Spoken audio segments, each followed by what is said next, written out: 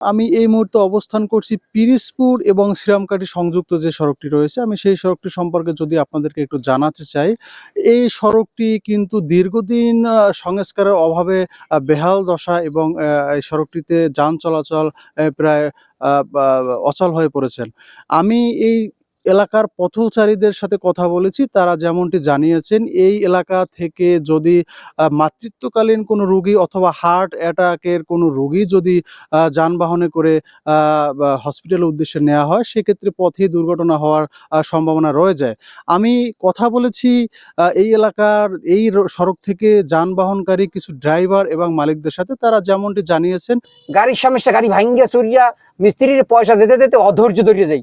রাস্তায় এমন কোনো দিন নাই, মোটরের সমস্যা, পাওয়ারের সমস্যা, পিকআপের সমস্যা, সমস্যার কোনো শেষ নাই। যা কারো কাছে বলমু, কারো কাছে কমু, কওয়ারও কোনো শেষ নাই। পরিস্থিতি এমন জায়গায় এসে দাঁড়াইছে, কোনো যা কই আমরা উড়াইতে পারতেছি না।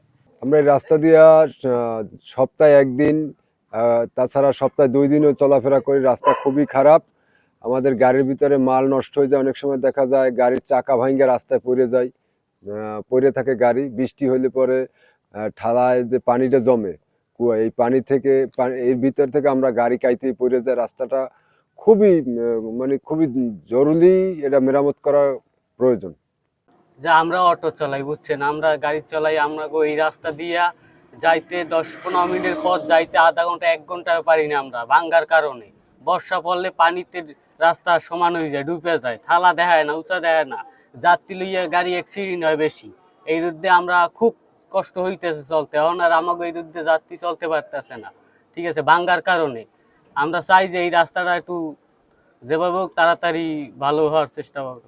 গাড়িতে লোড আনলোড নিয়ে চলাচল করি আমরা, সবসময় অনেক সমস্যা হয়। রাস্তার টায়ারে ক্ষতি হয়, টায়ারে লিক হয়, টায়ারে কুচো ঢোকে রাস্তা থেকে, এই ভাঙ্গা রাস্তা থেকে। কিংবা রাস্তা সোলো জায়গা জায়গা বেশি ভাঙ্গা, তখন একটা গাড়ি সাইড দিতে গেলে আমাদের ব্রেক দিয়ে দাঁড়ান লাগে, না হয় ছোটো গাড়িটা সমস্যা হইতে পারে। কেন তারা তো এই ভাঙ্গা চূড়া চিনতে পারে, 3 চাকার গাড়ি একদিকে ডালে পড়ে গেলে তার সমস্যা, তা আমাদের ব্রেক দিয়ে দাঁড়াইতে হয়। রাস্তা দিয়ে অনেক বিপি গাড়ি চলে, অনেক বড় বড় গাড়ি চলে, লোড গাড়ি চলে, এই রাস্তা দিয়ে অনেক ক্ষতি হয়।